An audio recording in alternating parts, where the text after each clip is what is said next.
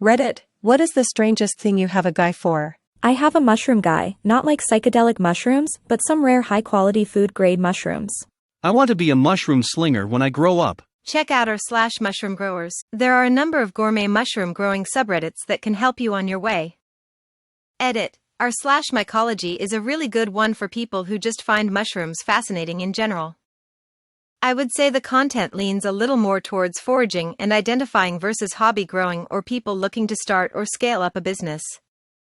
I have a fat guy. If I need to get fat, I call up the fat guy and I get some. He did breast reductions, tummy tucks and such. Fat has lots of stem cells. I used to have a brain guy. I do medical research. I had no idea where this was going after the first sentence. I've got a pineapple guy. Gets me the good stuff, variously called the sugarloaf pineapple, white pineapple, Kona sugarloaf, Kona white, etc. It's a pineapple that is sweeter and, crucially, has significantly lower acidity, so it doesn't hurt your mouth or tongue if you eat too much of it. It's good to have a pineapple guy. Fun fact, it's not the acid that hurts your mouth, it's an enzyme called bromelain that literally breaks down meat proteins. Your mouth hurts because the pineapple is literally digesting you as you're eating it.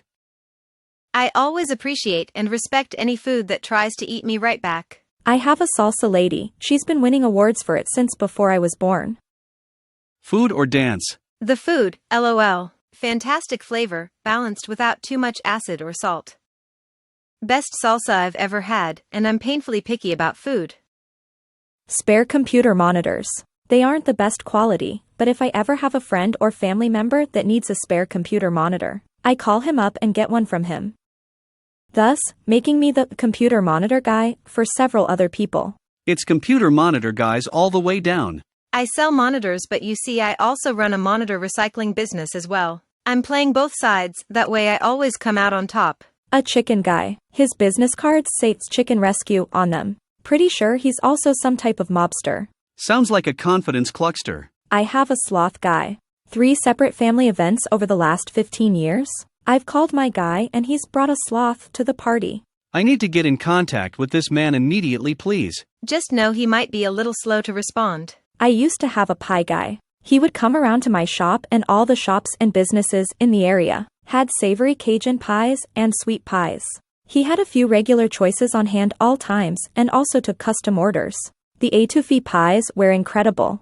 You've just enlightened me to a new range of foods I must try. I love étouffée, I love pie, I love savory pies. I've got a clam guy. He gets fresh clams in the morning, then walks around town with a cooler on a cart and sells them door to door. I got him business cards for Christmas one year and he made me write a clam master on them. He's a character. Edit to add some more info. He does deliver door to door. He'll sometimes sell the majority of his haul to a seafood restaurant near me, but he'll usually hold back a few dozen for me. First time I met him probably 7 or 8 years ago, he was carrying clams in a 5-gallon bucket, walking my block.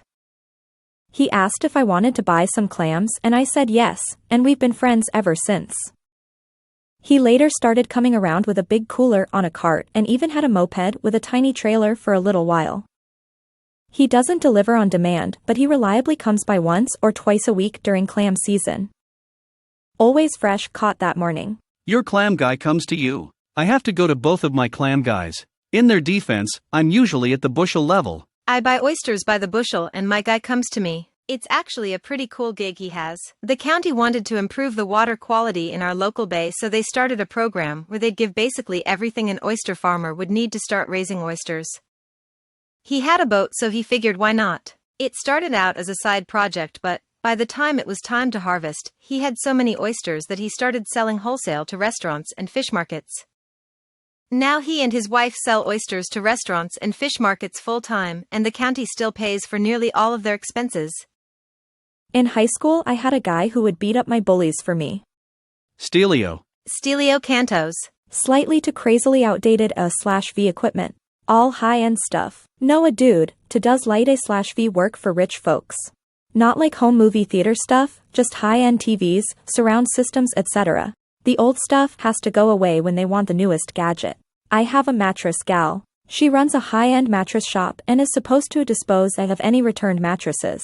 I take care of e-disposal by showing up at the customer's place bringing the disposal mattresses around to any friends or family in need of a mattress upgrade. I got a sweet $4,000 king bed for free and hauling it because it was a return. BPS. I worked for a junk removal company for a couple years, and we had a contract with some furniture companies in the area. If a rich person bought something but didn't like it, we were supposed to return it. But these places didn't actually want used pieces of furniture back, so we were supposed to put it in the dump. Well, we were already paid to pick it up, and putting things in the dump costs money, so if anybody asked if they could take this piece of furniture into their own house, the answer was always yes. Furnished my entire house and parts of friends' houses in my early 20s this way. I worked at a furniture delivery firm for a while, mostly hauling sofas to rich people. They always wanted us to bring the old sofa with us, and we could take what we wanted. The most ridiculous thing was when a customer ordered a new $4,000 sofa. They lived in a penthouse without elevator, and when at last we reached their floor, they told us to trash their old sofa. They'd had it for less than a week and it was beep identical to the new one, although they claimed it was a slightly different shade of teal. It wasn't even that nice of a sofa, but rich people be rich, I guess. A guy that I buy seasoned chicken wings from. He runs a shawarma shop and he makes wings with the same spices. Holy smokes, are they good. My uncle has a criminal history, now owns a car business, but still in contact with old friends. He once told me, if I need something, he knows people I don't want to know. Edit. Yes, guys, he's my a guy. A friend who was a bit of good girl was doing a sociology project and hung out with a local drug lord for a bit as part of it.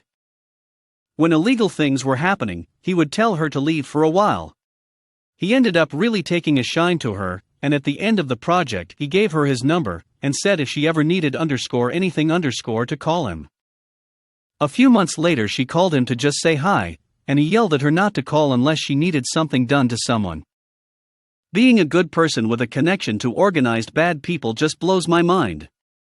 I'm good friends with these two brothers I grew up in the neighborhood with. Calling them upstanding citizens would be a stretch. The majority of their family is involved in what some would probably argue is an Irish-American organized crime syndicate. 3 years ago this December I attended their grandmother's funeral, and afterward they had a reception at a VFW. Everyone is absolutely shit-faced at this point, and they are taking me around introducing me to all of the cousins I either hadn't met or hadn't seen in a decade. This is Mickey, he's a bookie. Here is Reggie, he sells insert narcotic. You remember Patrick, he made like $2 million last year. Oh, and here's Taylor, but he's a little beep and only sells crack, so you don't need to talk to him. I'd say I'm a generally contributing and good member of society, but I definitely have a lot of ties through childhood, but that stuff doesn't bother me. If anything, I feel safer being friends with them because they are some pretty loyal guys. My girlfriend at the time had asked me how the funeral was and was so concerned/appalled she had to pick her jaw off the ground when I responded, it was a blast. I got fucked up with the Irish mob and woke up on a drug dealer's couch 6 hours later. It's a shame they don't have any more grandparents because I could do this more often. I have a coupon guy, a mango guy, an egg guy, and a tamale guy. My friend's wife also makes artsy penises on commission, but I've never taken her up on it. I'm sorry, I'm going to need a definition of makes artsy penises. Are we talking bedazzling paintings, lawn ornaments? I can absolutely see all of these being options, but the mind spins on the hilarity of all of them. And isn't a coupon guy just your newspaper delivery person? I work in the props department in film and television. What do you want? I'll get it. Do you know the guy that made the door in the first X-Men movie? I was roommates in university with his kid, and for the life of me cannot remember his last name.